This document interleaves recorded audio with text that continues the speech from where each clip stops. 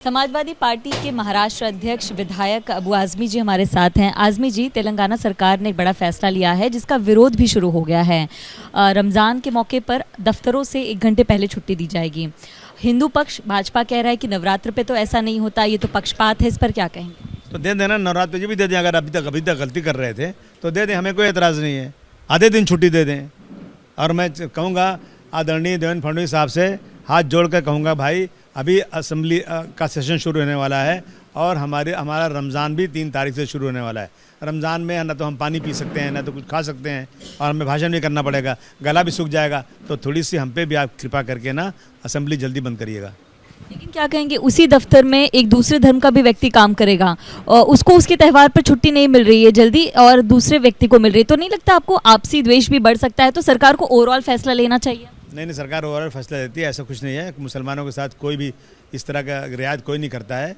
ये इंसानियत की बात है। सरकार जिस सरकार को जिस धर्म के लिए करना हो करे, उसमें कोई हर नहीं। मैं समझता हूँ कि चेन्नई में भी ऐसी कोई नाइंसाफ़ी कभी नहीं करते होंगे वो लोग। ये झूठ बात है, क्योंकि नवरात्र पर भी तो व्रत होता है सबका। आजमी साहब, तो ठीक है ना, दे देना छुट्टी, उनको भी दे दें छुट्टी। आपको दिक्कत नहीं है? बस दोनों को दे दें। 100% उनको जब 5 घंटे की दे देना, मुझे कोई दिक्कत नहीं है। क्या कहेंगे, लव जिहाद का मुद्दा बहुत पहले से उठ रहा है जब से भाजपा सरकार आई है। अब डीआईजी बनाया गया है, कमेटी बनाई गई है, महाराष्ट्र में बहुत जल्द इम्प्लीमेंट करने की बात की जा रही है। देखिए, इसके पहले भी जब हमारे मंत्री थे इसके लोढ़ा साहब, तो उन्होंने हाउस में कहा कि 1 लाख लव जिहाद हुआ है। लव जिहाद मतलब जबरन शादी मुसलमानों ने हिंदुओं से किया है। और जब इसकी इंक्वायरी की गई तो एक सिंगल कंप्लेन भी नहीं थी। इनकी कोशिश करने के बाद भी कंप्लेन नहीं आई। अब ये लोग ज़बरदस्ती का एक वावेला खड़ा कर रहे हैं। मैं चेतावनी देना चाहता हूँ मुस्लिम लड़कों को कि अगर उन्होंने नॉन मुस्लिम से शादी किया तो याद रखना, जो तुमसे तुम्हारी बीवी बन के शादी कर रही है ना, उसको इतना डराएंगे, इतना प्रेशर डालेंगे कि वो तुम्हारे खिलाफ़ केस करेगी कि तुमने जबरन शादी किया है। इसलिए होशियार हो जाओ, ये काम बिल्कुल मत करो। अब कह रहे हैं कि शादी मत करो, उससे अच्छा जब कानून लाए। क्या तो ऐसी देगा क्या? अगर मार दिए जाएंगे, घर जला दिए जाएंगे, उससे अच्छा है ना कि शादी मत करो वहाँ जाके। माँ बाप थोड़ी चाहते हैं शादी करना। लड़के आजकल मोहब्बत में अंधे हो गए हैं। तो कोई मुस्लिम हिंदू के पास जा रहा है, हिंदू मुस्लिम के पास जा रहा है। और ये आज कोई नई बात नहीं, ज़माने से आ रहा है, लेकिन ऐसा कोई कानून आज तक नहीं आया था। देश के संविधान कहता है 18 साल की उम्र के बाद इंसान आज़ाद है, वो चाहे जहाँ शादी करे, चाहे जिस धर्म में भी जाए। लेकिन ये जो है, ये सरकार की सोच है कि ये नहीं होना चाहिए। तो फिर मैं तो कहूँगा ना भाई कि अपने अपने धर्म में शादी करो, बाहर मत करो, वरना मौत का मुँह देखना पड़ेगा। क्या कहेंगे, लाउडस्पीकर का मुद्दा फिर उठ रहा है। भाजपा इस बार कोर्ट जा रही है, पुलिस के पास जा रही है, लेकिन लोगों के जरिए लोगों की शिकायत लेकर जाने की बात किरीट सोमैया कर रहे हैं। अमरावती में उन्होंने केस दर्ज करवाया, घाटकोपर में केस दर्ज करवाया। क्या कहेंगे? घाटकोपर के ऊपर से हवाई जहाज उड़ता है, उसकी आवाज़ जो है मस्जिद से बहुत ज़्यादा है, उसको पहले बंद करा दो। जो गाड़ियाँ वहाँ चलती हैं घर के बगल में, उसकी आवाज़ बहुत ज़्यादा है, उसको बंद करा दो। ये सिर्फ़ और सिर्फ मुसलमानों को परेशान करने का एक उनके पास हरबा निकला है।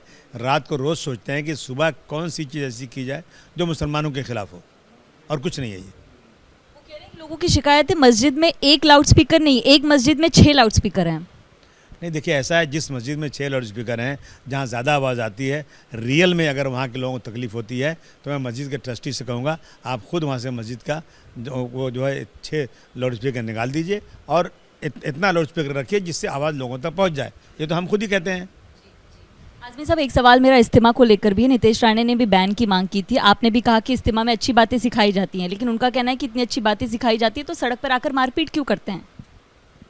मतलब ये मैं इसका जवाब क्या दूँ? मैं हर धर्म की किताब अच्छी बात सिखाती है, तो लोग मर्डर क्यों करते हैं, रेप क्यों करते हैं? हर इंसान क्या सब अच्छी बात समझ जाता है क्या? वह और जिसने वहाँ झगड़ा किया, मारपीट हुई, वो कैसे मालूम कि इज्तिमा का आदमी था? कैसे कहा जा सकता है कि वो शरीफ आदमी था? हो सकता है वहाँ नहीं आया हो सकता है वहाँ आया भी हो और नहीं समझ में उसके बाद आई हो। लेकिन इज्तिमा में जितने भाषण हुए हैं, जितनी रिकॉर्डिंग आप मंगा लीजिए, उसमें एक लफ्ज़ भी इंसानियत के ख़िलाफ़ नहीं है, एक लफ्ज़ भी किसी धर्म के ख़िलाफ़ नहीं है। उसमें मुल्क के फ़ायदे की बात है, मुल्क को तरक्की करने की बात है, आपसी भाईचारगी की बात है। चोरी मत करो, गुंडागर्दी मत करो, किसी औरत के साथ छेड़छाड़ मत करो। ये सारी बातें सिखाई जाती हैं, वो सब उनको समझ में नहीं आ रही है क्या? ये ज़बरदस्ती का एक वावला खड़ा कर रहे हैं। आखिरी सवाल है, वक्फ का मुद्दा आप उठा रहे हैं, तो इस पूरे विवाद में, मीनारा मस्जिद के विवाद में किसका फ़ायदा होता आपको नज़र आ रहा है? फ़ायदा हो गया जो लोग ट्रस्टी बने हैं, वो लोग पैसे कमाने के लिए बने, उनका फ़ायदा नज़र आ रहा है। और जिन्होंने जुनेद साहब जो उसके सीईओ हैं उनका फ़ायदा नज़र आ रहा है। वो दोनों की मिली भगत से हुआ है ये, जबकि बिल्कुल गैर कानूनी हुआ है। ये बिल्कुल नॉन मेमन तो बन ही नहीं सकते हैं। और ये ट्रस्ट है, ये वक्त तो है ही नहीं है। ये जो फैसला उन्होंने किया गलत फैसला किया है। पर सवाल उठा रहे हैं जो महाराष्ट्र सरकार की तरफ से। हाँ, 100% बदलाव होना चाहिए।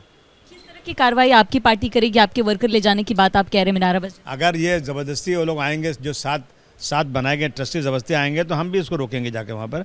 पुलिस की जिम्मेदारी कि उनको अंदर घुसने नहीं दिया जाए। कैमरा पर्सन गजानन के साथ मैं नम्रता दुबे, एबीपी न्यूज़ मुंबई। दुनिया बदल रही है और ये भारत के लिए ला रही है इन्फिनिट अवसर, जिसे हम कहते हैं minute infinite. Ideas of India के मंच पर समझे इसी मिनट इन्फिनिट को 21 और 22 फरवरी abplive.com पर।